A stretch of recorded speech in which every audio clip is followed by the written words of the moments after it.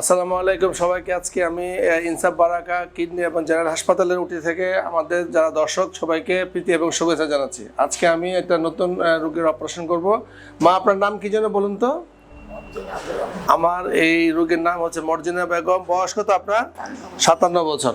কি সমস্যা আপনার বলুন তো মা? গালটাতে ঘা আছে না? দেখি মা, দেখি হা করেন তো।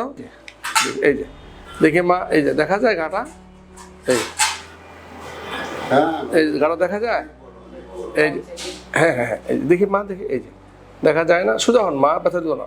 হ্যাঁ দেখা, তাইলে এই যে গাটা আমরা দেখলাম, এই গাটা হচ্ছে আসলে আমাদের এই যে মুখ গহ্বর আছে, এই মুখ গহ্বরের আপনার চিক বা আমরা যেটা বলি গাল, যেটাকে বলি এই বাক্কাল এরিয়া, যেটা গালের এই মিডিয়াল সাইডে তার একটা ঘা হয়েছে। কেমন? আপনি কি ধূমপান করতেন মা? পান জর্দা খাইতেন না? আসলে এটা হচ্ছে একটা ঘা, যে ঘাটা আস্তে আস্তে বড় হয়েছে এবং ওনার অনেক দিনের আপনার পান জর্দা এগুলো খাওয়ার অভ্যাস ছিল, তাই না? তো আমরা জানি যে এই যে মুখগহ্বরের যে আপনারা দেখলেন, এটা থেকে আমরা টিস্যু নিলাম, নিয়ে পরীক্ষা করলাম, ওটাতে আসছে স্কোয়ামাস সেল কার্সিনোমা, এক ধরনের ক্যান্সার। তো আপনারা জানেন এই আমাদের এই পুরো ওয়ার্ল্ডে, আমি রিসেন্টলি যে ডাটাটা বলবো, যে প্রায় 3,75,000 নতুন রোগী আপনার ডায়াগনোসিস বা শনাক্ত হয় এই ওরাল ক্যাভিটি ক্যান্সারের। এবং এই আমাদের বিশেষ করে বাংলাদেশ, পাকিস্তান, ইন্ডিয়া, এই সমস্ত দেশে এই ধরুন গালের ক্যান্সার, জিহ্বার ক্যান্সার, ঠোঁটের ক্যান্সার সবচেয়ে বেশি হয়। কেন?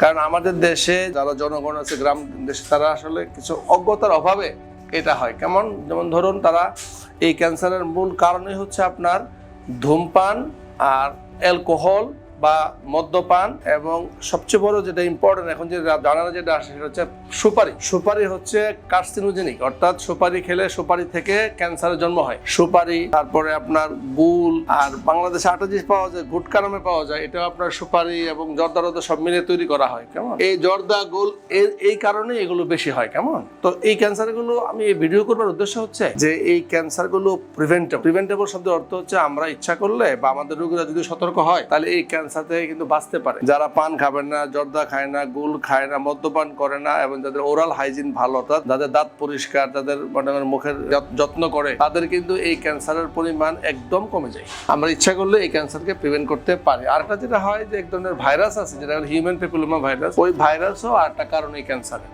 সুতরাং আমরা যারা আপনারা এটা শুনছেন, আমি সবাইকে বলবো যে দয়া করে এখন থেকে আপনারা পান জর্দা গুলি এগুলো কেউ খাওয়া উচিত মা, এগুলো খাওয়া উচিত না। হ্যাঁ, তো আমরা এই উনারের আজকে অপারেশন করব, অত্যন্ত বড় একটা অপারেশন হবে। ওনার গালের পুরো ক্যান্সার আমরা রিমুভ করব, সাথে ওনার নেক ডিসেকশন করব। তো ওই অপারেশনটা করতে আমাদের প্রায় 4 থেকে 5 ঘন্টা লাগবে। আপনারা যারা শুনছেন সবাই ওনার জন্য দোয়া করবেন, হ্যাঁ, বা আমাদের জন্য দোয়া করবেন যেন আমার রোগী সুন্দর অপারেশন করতে পারি। কারণ যখন অসুখ হয়ে যায় তখন কিন্তু আমাদের চিকিৎসাটা অনেক বড় হয়ে যায়। এটা অপারেশন করতে হবে, অপারেশন পরে আবার ওনাকে রেডিওথেরাপি দেওয়া লাগতে পারে, আবার অনেক সময় কেমোথেরাপিও লাগে। রোগের সাফারিংস বা কষ্ট অনেক বেড়ে যায়। আমরা চেষ্টা করব যেন এই রোগ না হয়, তার জন্য এই জিনিসগুলো অ্যাভয়েড করব। আর 2 নম্বর হচ্ছে, যদি এই রকম কারো গালে ছোট দাগ থাকে বা কোনো ঘা হয়, মানে ক্যান্সার সন্দেহ হয়, তাহলে দ্রুত চিকিৎসকের কাছে আসা উচিত। যারা বিশেষ করে নাক কান করে চিকিৎসক, যারা এনে চিকিৎসা করেন, যারা দ্রুত চিকিৎসা হলে আপনার চিকিৎসা ব্যয় কমে যায়, চিকিৎসা এবং রোগের যে প্রগনোসিস, যেটা রোগী ভালো হওয়ার সম্ভাবনা অনেক বেড়ে যায়। তো সবাইকে ধন্যবাদ, আবার দেখা হবে অন্য কোনো দিন।